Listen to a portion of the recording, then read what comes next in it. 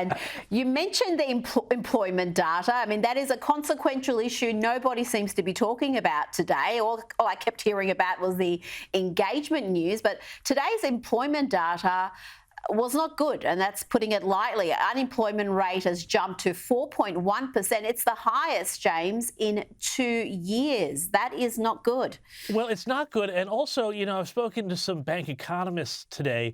They see this softening employment market continuing. They don't think this is a one-off. This is going to continue. The growth in employed people was only 500. The economy added 500 new jobs to the economy in the last period. At the same time, underemployment is up.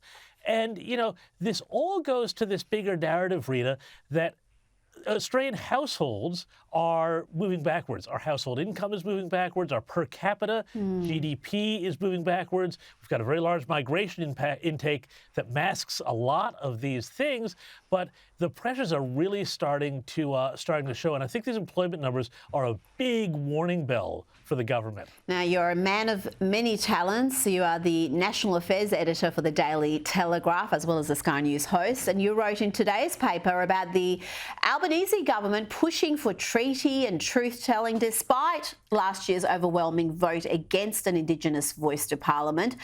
Why is the PM hell-bent on defying the will of the Australian people? This is an important issue, and he seems to be at odds with the majority across the nation. And I know you spoke to Jacinta Price about this as well. Jacinta Price said, exactly what I think a lot of people are saying. We had the referendum. We said, no, we do not want these symbolic things because, ultimately things like treaty and truth-telling are symbolic, and they also have the real risk of being very divisive, and they don't do anything to close those gaps. And I spoke to Jacinta Price. I spoke to Anthony Dillon, a lot of respected thinkers on this sort of thing. There's real practical things that can be done to help those Indigenous communities that need them. But this idea that we keep people separate and that there's something inherently always different about Indigenous Australians versus every other Australian, it's divisive. And all of these things that Anthony Albanese wants to do, they push that narrative. And it's not helpful for anybody. It's not helpful for social cohesion.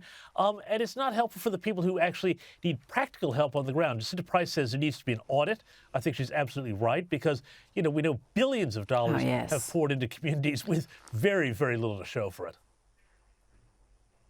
Well, yes, that gap is still there. It's not getting any better despite the billions we spend in this area every year.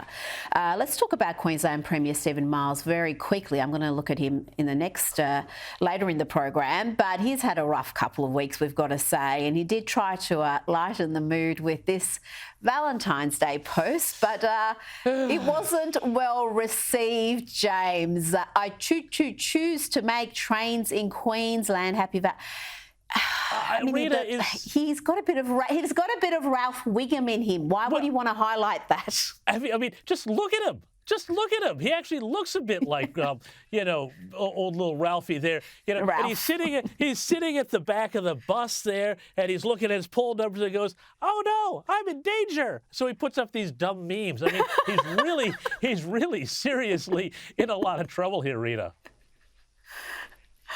He really is. I don't know why you would. And a lot of the responses were putting up Ralph Wiggam images just to drive that point home.